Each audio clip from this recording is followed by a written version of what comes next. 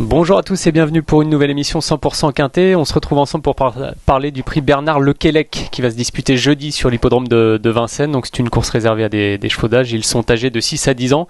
Ils seront 16 au départ. On va tout de suite regarder le tableau des partants ensemble et pour faire un premier tour des candidatures et des forces en présence. Alors Apple Waisas, une jument italienne, partira avec Adrien Lamy pour l'entraînement d'Éric Bondeau. L'entraînement redoutable d'ailleurs d'Éric Bondeau qui obtient depuis plusieurs semaines et même plusieurs mois sur l'hippodrome de Vincennes notamment d'excellents résultats. Emoji jaune pour Apple Waisas. City Guide, c'est un cheval que l'on connaît bien en France qui a couru pour plusieurs entraîneurs. Il est entraîné par le Hollandais Michel Rottengatter depuis quelques mois et il se déplace avec des ambitions. Il reste d'ailleurs sur deux succès. Aura Essel partira avec un emoji rouge. On peut certainement l'écarter, c'est l'entraînement de Jean-Michel Bazir. Galileo Bailo fait partie des forces en présence et peut-être même des favoris de la course. C'est le numéro 4 pour Anne-Françoise Donati-Marcillac et Gabriele Gelormini du côté de la Drive. Et Rolina, le numéro 5, totalement déféré, contrairement à Gamble River qui sera plaqué devant le numéro 6 pour Pierre-Louis de Zonette. Dans ce premier tableau, on peut aussi mettre en avant la candidature de Vlad Del Ronco, le numéro 8, que l'on connaît bien. C'est un trotteur italien qui est entraîné en France par Léo Abrivard et qui sera drivé par Damien Beaune. Divine de Navarre et Eddie Dupomre complètent ce premier tableau. On passe ensuite aux deux représentantes d'Emmanuel Varin qui sont deux très bonnes chances. Fine Pearl of Love, le numéro 11, et Fée de Rangeval, le numéro 12. Elles sont toutes les deux déférées des quatre pieds. Destin Carisé, Ingo qui a des ambitions, qui connaît bien la piste de Vincennes d'ailleurs. Deux Ex Machina et on termine avec le numéro 16, c'est El Presidente, le seul emoji vert de la course qui logiquement dans cette épreuve devrait pouvoir jouer un rôle assez intéressant. On en reparlera d'ailleurs dans notre prochaine rubrique puisqu'on va faire ensemble le papier.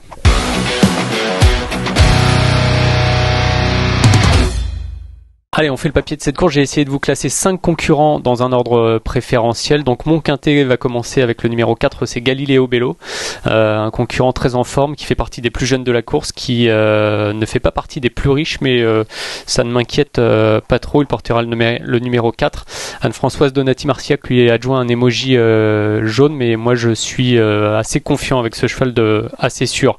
À noter une première stat d'ailleurs pour lui. Sur ce parcours, il a couru à 10 reprises pour une victoire entre guillemets seulement, mais surtout 6 places, donc 70% de réussite dans les 5 premiers pour Galileo Bello. C'est un beau pourcentage de réussite et on va tout de suite revoir ensemble sa dernière tentative. C'était sur l'hippodrome de Laval qui était très bonne. Le cheval s'est imposé vraiment très facilement. Alors c'est bien de gagner et de prendre du moral en même temps, et là je pense que Galileo Bello, on le voit sur ces images, donc casaque jaune et rouge, prendre l'avantage très facilement dans la phase finale, se détacher sans que Benjamin Rochard d'ailleurs son driver ne le sollicite, ce qui est très important. Donc très belle victoire pour Galileo Bello qui va monter en puissance à mon avis sur cette performance et aborde donc ce quintet dans des conditions vraiment optimales, et je pense qu'il est en mesure de s'illustrer et donc par conséquent, pour revenir à notre fameuse statistique présentée tout à l'heure, de signer sa deuxième victoire sur ce parcours. Mais la partie n'est pas gagnée d'avance évidemment. Il y a une belle opposition dans ce quintet, une course assez ouverte, c'est pas facile de faire des choix. Alors moi j'ai opté pour les deux représentantes d'Emmanuel Varin, dans l'ordre Fine Pearl of Love et puis ensuite Fée de Rangeval.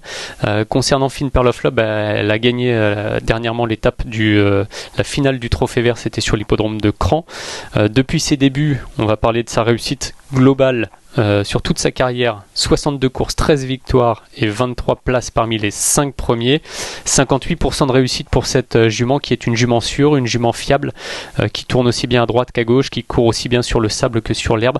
Donc elle est en forme, fiable. Certainement capable de monter d'un échelon et de figurer dans ce quintet. J'aime beaucoup et je vais garder très haut Fée de Rangeval qui est entraîné donc également par Emmanuel Varin, une jument très sérieuse qui a réalisé une saison 2022 exceptionnelle avec plusieurs victoires à Vincennes notamment.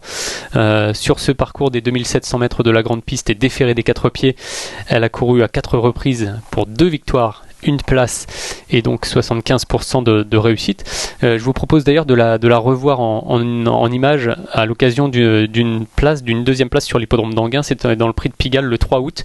Donc Fée de Rangeval, elle a une casaque jaune, elle a été maintenue le long de la corde non loin de ses adversaires, elle s'est progressivement décalée vers l'entrée de la ligne droite pour progresser plutôt en pleine piste et elle a tracé une très belle fin de course. Alors dans un lot qui était bien composé, Mathieu Abrivard va faire la faute pour finir, ce qui va lui permettre de gagner un rang au niveau de l'arrivée parce que je pense pas pas qu'elle aurait battu son représentant, mais on voit que son effort final est assez intéressant en pleine piste dans un lot de qualité qui lui donne ici, à mon avis, l'occasion de lutter pour la victoire, au moins pour le podium certainement, et très certainement pour le quintet.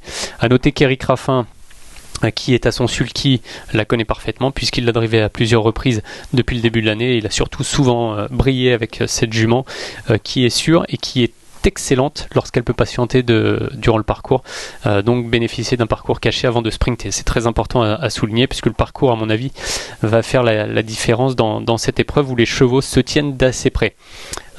C'est aussi le cas pour El Presidente. C'est un cheval qui est entraîné dans le sud, le sud-est plus précisément par Jean-Marie Roubaud, et qui présente ici la particularité d'être le plus riche de la course, donc le mieux engagé, et le seul présenté avec un émoji vert. Donc il y a a priori beaucoup de confiance dans sa candidature. C'est un cheval qui a déjà trotté 12 effractions sur le parcours des 2700 mètres de la grande piste de Vincennes, donc ça c'est une très bonne indication pour nous.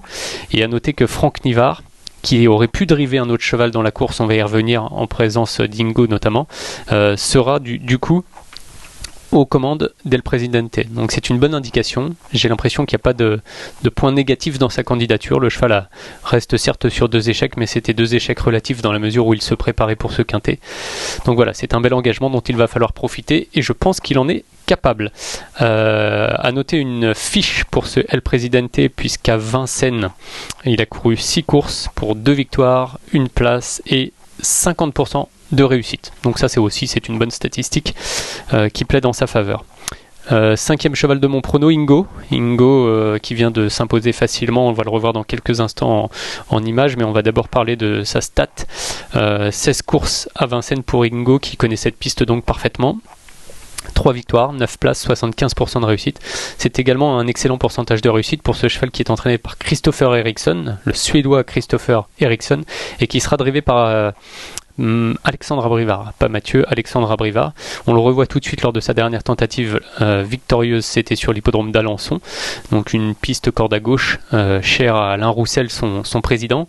Le cheval s'était imposé facilement, on le voit de bout en bout quasiment, parce qu'on le reprend dans les images dans le dernier tournant. Le cheval s'impose, il est le long de la corde en tête avec la casaque noire et bleue, et il va s'imposer très facilement. Alors pas de loin, mais on voit que les œillères descendantes n'ont pas été activées, et que par conséquent on peut supposer que son driver en avait encore un peu sous la pédale, en l'occurrence Franck Nivard ce jour-là. Donc c'est pour ça que je disais qu'il y a un jeu des chaises musicales un peu dans cette épreuve. Franck Nivard qui drivait Ingo se retrouve sur le quai d'El Presidente. Alexandre Abrivard reprend sa place en quelque sorte sur Ingo puisqu'il l'a déjà drivé à plusieurs reprises. Voilà, c'est une possibilité.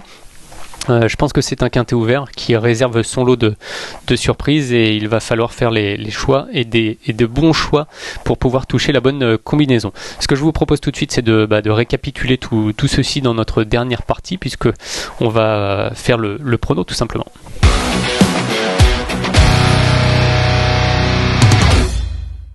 Allez, on se retrouve une dernière fois pour le prono. Donc je récapitule un peu les conditions de la course. 2007 pour des chevaux d'âge sur le long parcours de la grande piste. Catégorie assez resserrée au niveau des gains.